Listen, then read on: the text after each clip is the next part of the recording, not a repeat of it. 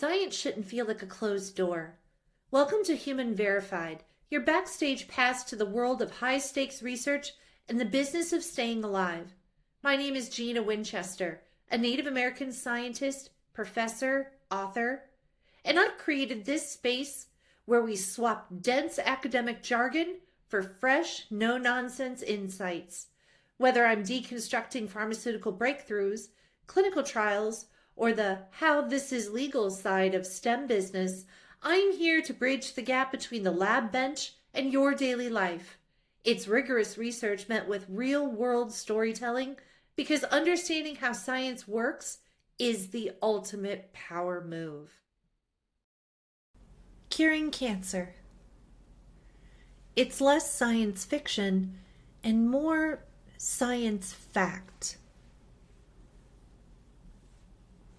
Cancer has touched nearly every life in the world, whether directly or indirectly.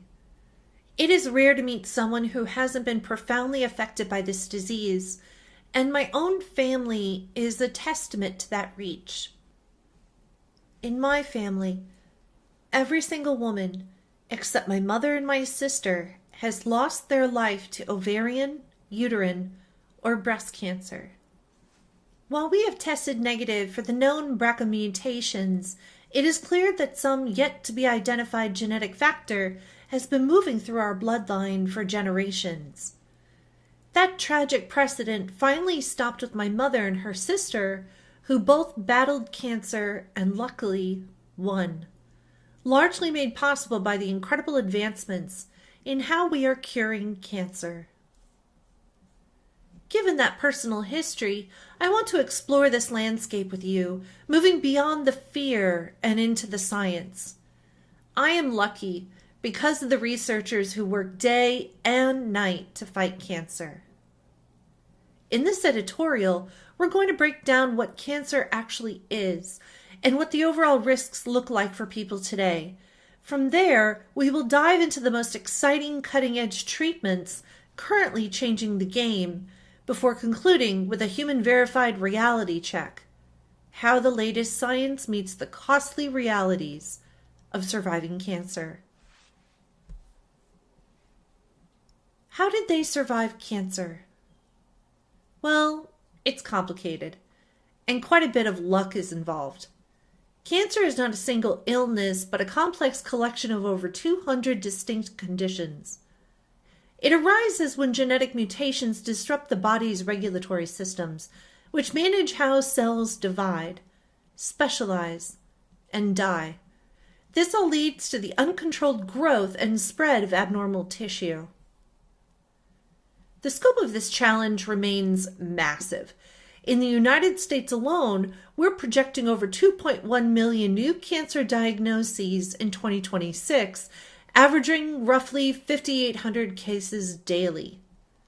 Unfortunately, we also expect about 626,140 cancer-related deaths this year, or nearly 1,720 per day. Lung cancer continues to be the most fatal, with its projected death toll exceeding that of colorectal and pancreatic cancers combined. Despite these sobering statistics, we have achieved extraordinary progress. Since 1991, the overall cancer death rate in the U.S. has dropped by roughly 34%, effectively averting nearly 5 million deaths. This success is driven by a combination of reduced smoking, enhanced early detection through screening, and the rise of transformative treatments like immunotherapy and targeted therapy. Our collective ability to intervene earlier and treat these diseases with greater molecular precision continues to transform outcomes, turning what was once a near certain diagnosis into a manageable or even curable condition for millions. Survival rates vary dramatically depending on the type of cancer, the stage at the diagnosis, and the molecular profile of the tumor. Currently, the 5-year survival rate for all cancers combined in the U.S. has reached approximately 70%, a substantial improvement from previous decades. patient characteristics play a crucial role in both risk and prognosis. Key factors include genetic predisposition. Inherited mutations in genes like BRCA1 and BRCA2 significantly increase the risk of specific cancers, such as breast and ovarian cancer. These are the genes the women in my family tested negative for, but a genetic predisposition exists. Science just doesn't know what gene or genes those are yet. Environmental factors and lifestyle factors. Exposure to carcinogens like tobacco, UV radiation, or other certain chemicals, and chronic inflammation are major drivers of the genetic damage that leads to carcinogenesis. These are vital factors a care team would look at before diagnosing and treating a patient. Age and immune status. The incidence of cancer generally increases with age as the cumulative number of genetic mutations in the genome grows over time. Also, a patient's immunosurveillance capacity, which is their immune system's ability to identify and eliminate abnormal cells, is a vital determinant of whether a tumor will progress or be kept in a state of equilibrium. Cancers are typically classified based on the tissue or cell type from which they originate. Carcinomas. These are the most common types, originating in epithelial cells that line the inside or outside of surfaces of the body, like the lung, breast, colon, and prostate cancers. Sarcomas. These arise in connective or soft tissues, such as bone, cartilage, fat, muscle, blood vessels, or fibrous tissue. Leukemias. These are cancers of the blood-forming tissues, such as the bone marrow, leading to the overproduction of abnormal white blood cells. Lymphomas and myelomas. These originate in the cells of the immune system, such as lymphocytes. Central nervous system cancers. These begin in the tissues of the brain and the spinal cord. We are going to use one of a few metaphors to understand cancer. The first is to look at the human body as a massive, bustling city. We are made of trillions of cells, each acting like a specialized worker with a precise set of instructions. An instruction manual that tells them exactly when to work, when to rest, and when it's time to retire. Cancer begins when the rule book in a single cell acquires a few nasty typos known as mutations. In a healthy scenario, if a cell is damaged, it has a built-in warning mechanism to either fix the error or trigger apoptosis, a form of programmed cell death that prevents the problem from spreading. And note, I say apoptosis, which is correct. Some people say apoptosis. Both of them are correct. It just depends how a person says it. They are the same thing. However, cancer emerges when a cell picks up a series of mutations that break these safety systems, specifically proto-oncogenes, which are the genes that normally act as a gas pedal for growth. They get stuck in the on position, while tumor suppressor genes, which are the brakes, are disabled. When these safety systems fail, the cell stops listening to the stop signals and begins to multiply uncontrollably, forming a disorganized mass known as a primary tumor. The progression from mutation to metastasis. As these rogue cells continue to divide, they undergo successive generations of mutations, becoming more aggressive and smarter. They eventually face an energy crisis. As the tumor grows larger than a few millimeters, the cells in the center begin to suffocate as they are too far from the body's existing blood supply. To survive, the tumor undergoes metabolic reprogramming, famously known as the Warburg effect, where it switches to rapid fermentation for energy. This creates an acidic environment that helps the tumor break down the surrounding tissue. It then initiates angiogenesis, hijacking the body's cardiac system by sending out chemical signals, specifically a protein called VEGF, to force the body to grow near blood vessels directly in the tumor. It was not luck, but science that changed the fate of my mom and my aunt's cancer prognosis, and that discovery began in the 1970s. So before we delve further into specific cutting-edge treatments, let's look at how far oncological science has come since 1975. Curing cancer since 1975. The last 50 years of cancer treatment have evolved from blunt force tools that cause significant collateral damage to smart therapies that train our own bodies to fight. This transformation is a story of shifting our focus from attacking cells to understanding and correcting the genetic code that drives the disease. In the 1970s, treatment was aggressive. If doctors could see a tumor, they removed it. If not, they tried to poison it. The 1971 National Cancer Act poured funding into research, leading to combination chemotherapy, which significantly improved survival despite being harsh on healthy cells. The 1972 arrival of CT scans then revolutionized how we visualize tumors. By the 1980s and 90s, we realized cancer was a genetic software error.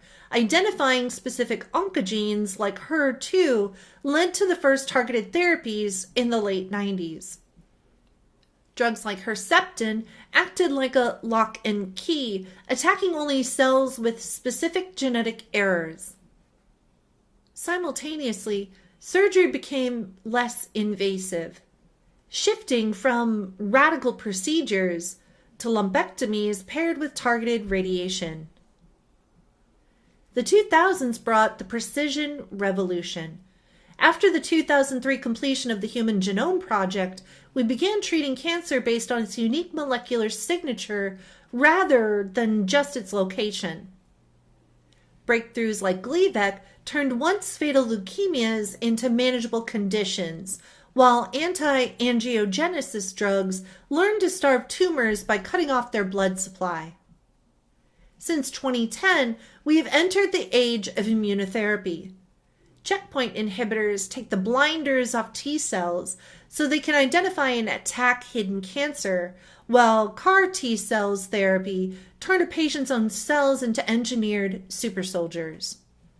Meanwhile, liquid biopsies now detect cancer DNA in a simple blood draw, catching tumors years before they appear on traditional scans. Today, our philosophy has transformed from a one-size-fits-all to personalized precision medicine. We are outsmarting tumors by reading their code and empowering the body to defend itself. As a result, the 5-year survival rate for all cancers combined has reached a historic 70%, and cancer mortality has declined by roughly 33% since 1991. While new therapies provide steady incremental improvements, often punctuated by extraordinary breakthroughs, they are complex. Because treatment efficacy depends heavily on the specific tumor profile, it is vital to consult an oncologist for personalized advice. The most exciting, cutting-edge advancement, and something you've actually heard of: mRNA therapy. Think of mRNA cancer therapy as a high-tech, wanted poster for the immune system. Normally, your immune system is great at spotting foreign invaders like viruses, but cancer cells are masters of disguise. They look like model citizens to your immune system, so they often go unnoticed. mRNA therapy is designed to unmask them. What is mRNA therapy? To understand this, think of your cells as protein manufacturing factories. DNA is the master blueprint kept in the office. But the mRNA, also known as messenger RNA, is the actual instruction manual sent out to the factory floor to tell the workers which proteins to build. In mRNA therapy, scientists create synthetic mRNA that carries a specific set of instructions. They wrap this manual inside a lipid nanoparticle, which is essentially a tiny fatty bubble that acts like a microscopic delivery truck to help it sneak past the cell's outer defenses. Once inside, the mRNA gives the cell a temporary assignment. Build this specific protein. How mRNA is used to fight cancer. In the context of cancer, we don't want the body to just build any protein. We want it to build neoantigens. These are unique markers found only on the surface of specific cancer cells. By forcing the body to produce these markers, you are effectively handing the immune system a wanted poster. Your immune cells see these markers, recognize them as not belonging, and launch a precision attack against the tumor without harming the healthy cells. Types of mRNA vaccines. Personalized vaccines. These are the bespoke suits of cancer treatment. Doctors sequence your specific tumor, identify the unique mutations in its DNA, and create an mRNA vaccine designed to attack only that exact mutation. Shared antigen vaccines. These target common proteins that are found across many different patients who have the same type of cancer, making them a more off-the-shelf type solution. Therapeutic applications. Beyond just vaccines, mRNA is being used to tell cells to produce cytokines, which are immune-boosting signals, tumor suppressors, which are the brakes for cancer, or even to help redesign your own cells to hunt for the cancer. An incredibly exciting, cutting-edge cancer treatment you probably haven't heard of. Oncolytic virus therapy, known as OVs. Re-engineering viruses to fight cancer is one of the most sci-fi frontiers in modern medicine. I first heard of this in 2012 when the very first treatments were in clinical trials. Essentially, we're taking some of the world's most effective invaders and rewriting their genetic code so they work for us instead of against us. Let's switch from the city metaphor and reimagine your body as a high-security facility. Normally, a virus is like a hacker trying to break in and take over the system, but in OVs, scientists have essentially hired the hacker. They've taken viruses like the ones that cause the common cold or cold sores and given them a very specific set of instructions. Ignore the healthy citizens. Find the rogue cancer cells and tear them down from the inside. How the hacker works. These viruses are genetically tweaked to be highly selective. They look for specific markers or weaknesses that only cancer cells have. Once a virus finds a tumor cell, it hitches a ride inside and starts making copies of itself until the cancer cell literally bursts. This is called oncolysis. But the real innovation happens after the burst. When the cancer cell is destroyed, it releases tiny biological red flags that were previously hidden inside the cell. This triggers immunosurveillance, where your body's own immune system finally realizes there's a threat and joins the fight. It's a two-pronged attack. The virus kills the cells directly, and then it calls in the cavalry, your T cells, to finish the job. The heavy hitters in the field. We already have several of these re-engineered invaders working in the real world. The most famous is T-VEC, brand name Imlygic, which is a modified herpes simplex virus used to treat melanoma. By tweaking the virus, scientists have made it safe enough that it doesn't cause disease in the patient, but remains deadly to the skin cancer. Other versions include Oncorine, which is used in China for head and neck cancers, and Delitact, a modified virus approved in Japan that tackles aggressive brain tumors called gliomas. Arming viruses and shred technology. The most exciting part of this research is how we are now arming these viruses. If a standard oncolytic virus is a soldier in an anti-cancer army, an armed virus is a soldier carrying a specialized toolkit. Researchers are now modifying these viruses to carry therapeutic genes directly into the heart of the tumor.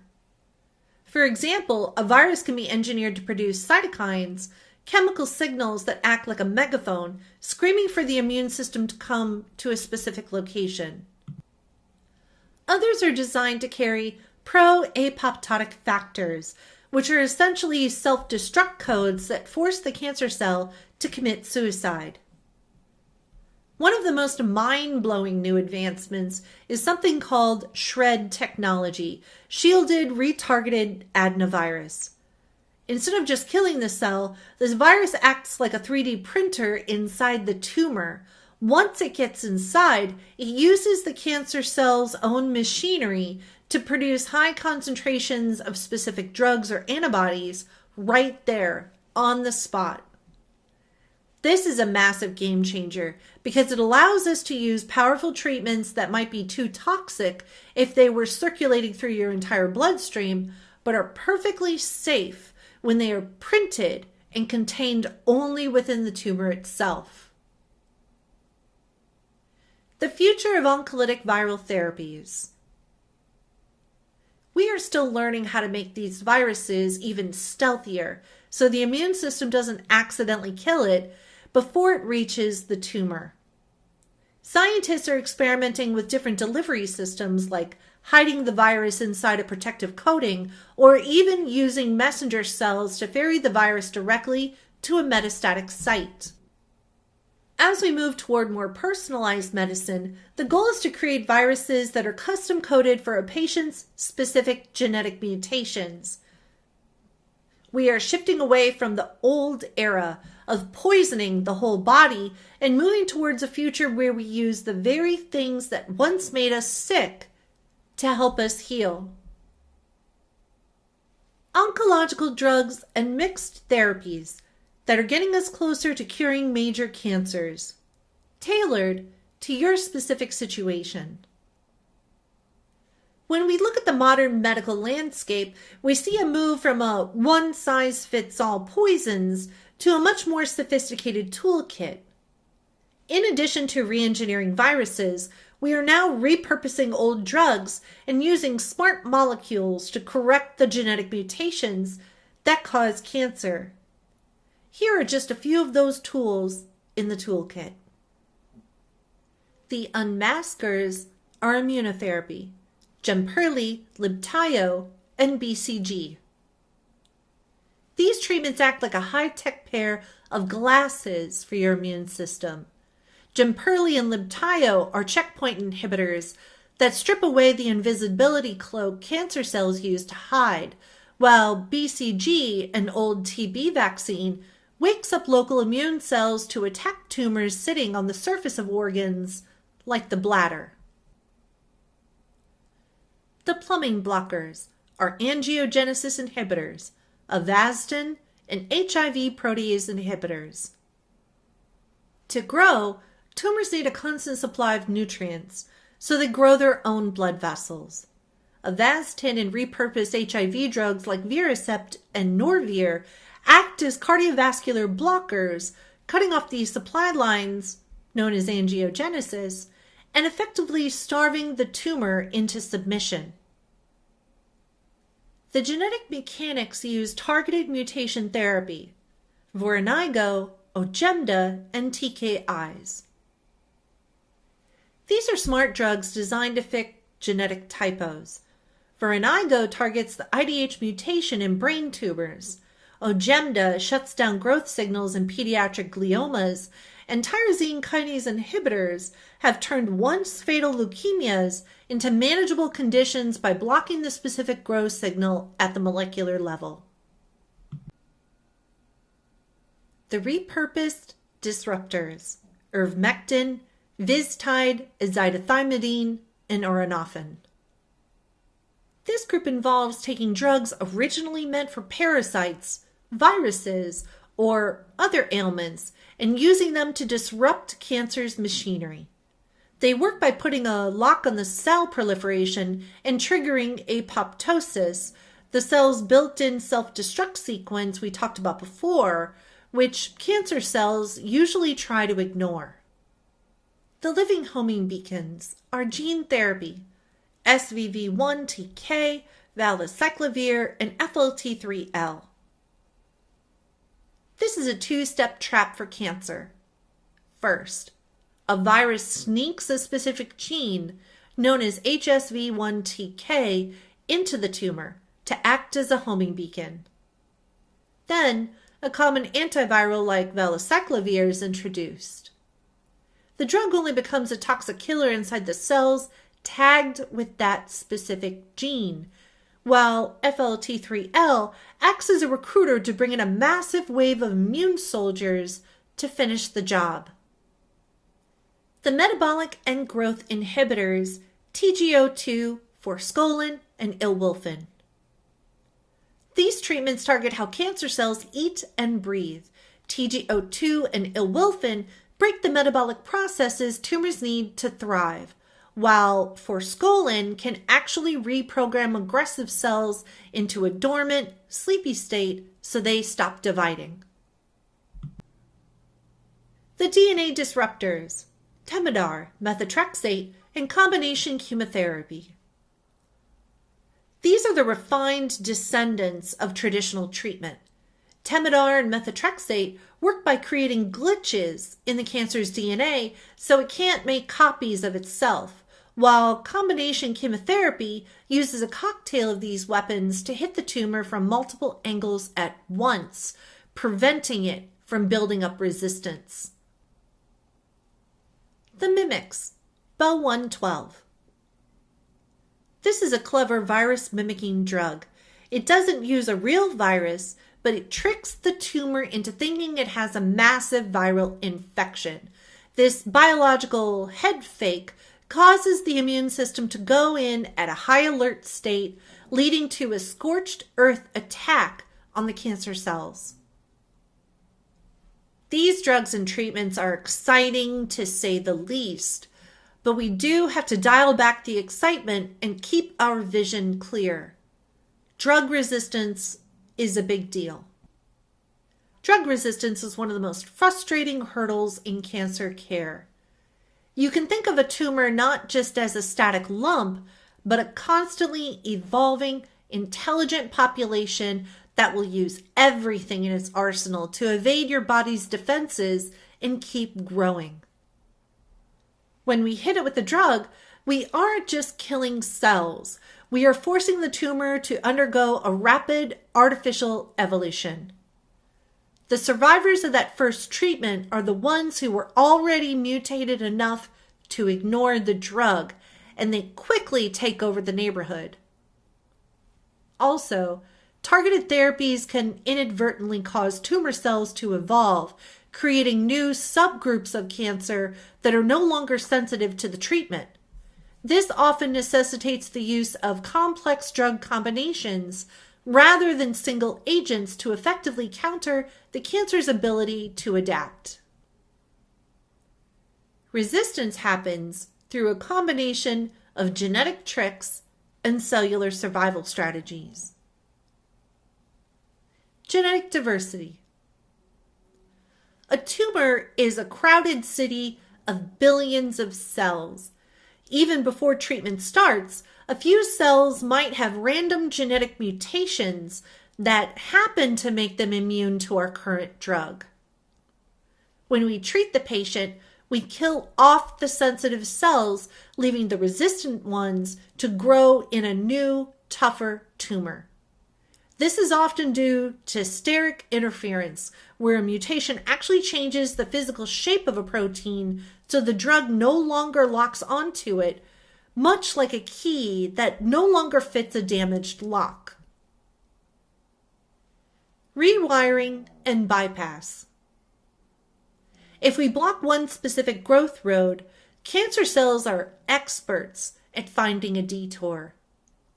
They can activate redundant pathways, recruiting similar proteins to do the same job, or activate parallel routes to keep growing.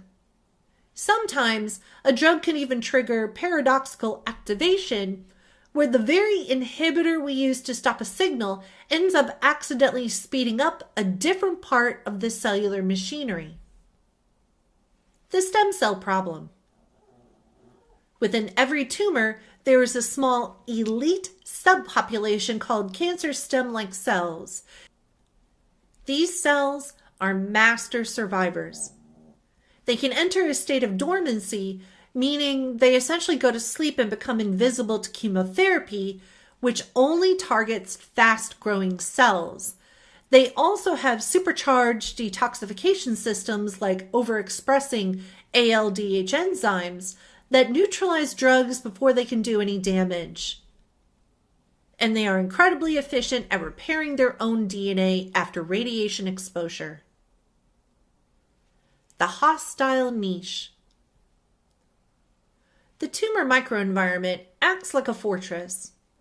Surrounding cells, such as cancer-associated fibroblasts, they secrete growth factors that shield the tumor.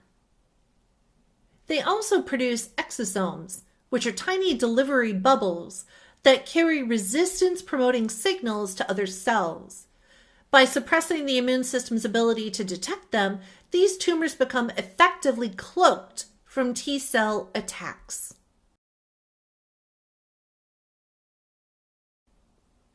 The human-verified reality check.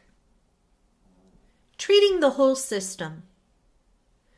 Beyond the biology of mutations, a patient's mental and social environment is a critical variable in cancer care. We cannot treat a tumor in a vacuum. Biological resilience is fueled by social connection. Chronic stress keeps the body in fight or flight mode. It floods the system with cortisol, an immunosuppressant. Cortisol effectively dulls the immune system, making it harder to hunt down rogue cells. Supportive environments like advocacy groups lower these stress hormones, creating a chemically calmer internal landscape where the immune system can focus on the cancer. Trust also acts as medicine. When a patient feels supported, the brain releases endorphins and dopamine, which interact with immune cells to optimize their activity. This emotional context, part of the placebo-nocebo spectrum, directly influences biological output. Furthermore, patients with strong support systems are statistically more likely to adhere to complex medication schedules, preventing the inconsistent dosing that often allows tumors to evolve drug resistance. Support groups function as a collective intelligence node where patients exchanged real-world data on side effect management and nutrition that clinical charts often miss. This social buffering keeps the patient mentally fortified, providing the stamina required for long-term recovery.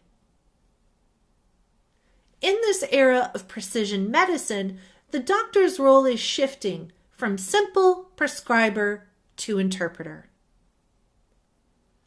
While a tumor is a master of biological evasion, it cannot account for a patient who is mentally and socially fortified.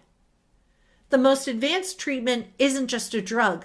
It's the combination of molecular science and a patient empowered to fight alongside their care team.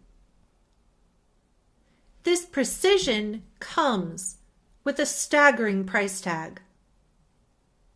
While we have moved to sophisticated targeted therapies, the financial reality of these modern treatments creates a deep, concerning divide in global healthcare access. The Great Cost Divide. The gap in cost between traditional treatments and modern smart drugs is astounding. For example, a standard 8-week course of traditional fluorosil-based chemotherapy might cost around $60. In stark contrast, an 8-week regimen using modern monoclonal antibodies, which are lab-grown proteins designed to target specific cancer cells, can cost up to $30,000. This financial chasm isn't just about the drugs themselves, it extends to the diagnostic tools needed to use them. Advanced imaging like PET-CT scanners can cost over $2 million per machine, with high ongoing maintenance costs that make them virtually impossible to operate in economically disadvantaged regions. Why are these drugs so expensive? Several factors drive high prices while curing cancer. First, the cost of research and development is astronomical. It is estimated that bringing a single new drug to market costs anywhere from $1.3 billion to $3.2 billion. This figure accounts for the astronomical cost of capital and, crucially, the fact that many drugs fail during clinical trials. Manufacturers often front-load their pricing, setting high launch prices to recoup these massive investments before patents expire or price negotiation policies kick in. Unlike traditional small molecule pills, which are relatively easy to manufacture, modern biological agents are complex to develop and require costly, ongoing maintenance during production. Companies argue that these high prices are the only way to sustain the innovation cycle necessary to keep finding cures. Barriers to access and the socioeconomic hurdle. These costs create a harsh reality. A patient's socioeconomic status often determines whether they can afford the continuous dosing required to actually reach a cure. In many low-income countries, these biological therapies are simply unavailable. This creates a geography of survival, where the quality of care and the likelihood of successful treatments are dictated more by the patient's bank account or their country's GDP than by the biological nature of the cancer itself. To address costs and access issues, governments are starting to intervene. In the U.S., the Inflation Reduction Act introduced the Medicare Drug Price Negotiation Program. This allows the government to negotiate prices for certain high-expenditure drugs that have held long-term monopolies throughout competition. While this represents a fundamental change in how the industry forecasts profits, it is a complex balancing act that tries to lower costs without stifling the future development of new drugs. Researchers are working on several fronts to bridge the access gap. Number 1, small molecule substitutes. Scientists are racing to develop cheaper, chemically based pills that can mimic the effect of expensive biological antibodies. 2, dosing innovations. Newer drugs are being designed with unique dosing schedules. For instance, some treatments can now be administered every 6 weeks rather than weekly, which reduces the burden of clinic visits and lowers overall healthcare costs. Ultimately, while the current oncology market is defined by a stark disparity between traditional, affordable medicine and high-cost, high-precision treatments, the goal is clear: By fostering innovation in cheaper chemical alternatives and smarter healthcare policy, the scientific community is working to ensure that these life-saving advancements don't remain a luxury, but become a universal standard of care. One of the few unifying factors across all of humanity is the desire to cure cancer. The fight is primal, and every human is at risk. Maybe someday we'll expand this fight on a global scale, utilizing collaborative science that can move these discoveries along at a faster rate. Oh well, one can dream. Thank you for spending this time with me today.